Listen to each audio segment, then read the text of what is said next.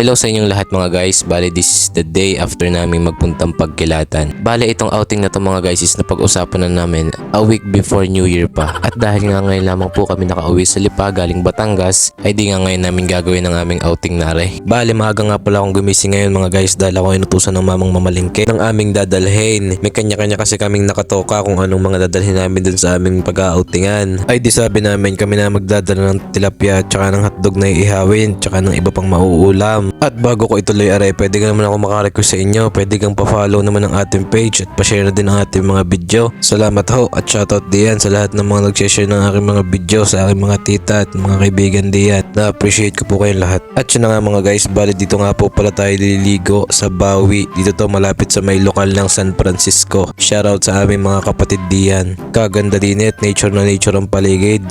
Kita nyo ka naman ang gagawin namin pagkuha ng dahon ng saging dine. Adventurous ang person. Bawal nga lang din ang uula-ulaga sa pagakbang at talaga namang ikiso nga ba. De joke lang. Ay di rin na nga mga guys kung wari ako nagpaliyab na re. Tapos na yan ay ako naggayat na rin mga sibuyas din tayo ay gagawa nung itlog na maalat na may kamatis na may sibuyas. Tapos arin si Jim taga-ihaw namin ng hotdog na pati ang tilapia ay nilagyan ng ketchup. Okay lasan na re. At pagkatapos na yan nakita ko rin si Bossing kakoy pasanggaho kay diyan. Baka kay matuklaw ng dragon De joke lang. Ay di rin na nga pagkatapos namin magluto ay di nagkakain na mga person. Ayos din naman nga kahit kagulo na. Tapos aray si Boss Deo nangangahoy na at nangunguha ng panggatong. Siya yata leader sa paggawa ng adobo.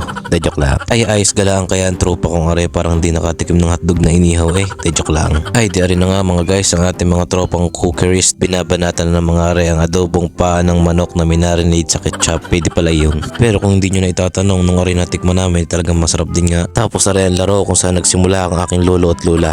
De joke lang. Ang pagkakalakas naman ni Boss Felix palibasa ay sugo sa madaling araw. De joke lang. Tapos aray nagpapatunay na ang buhay ay parang gulong.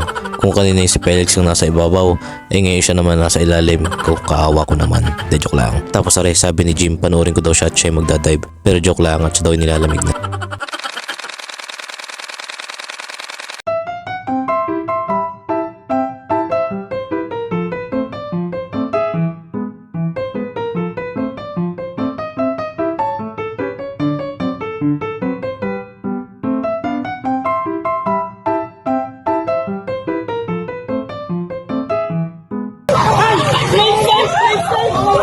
Safe naman daw si Jedrick at doon lang tumalon sa may bukana.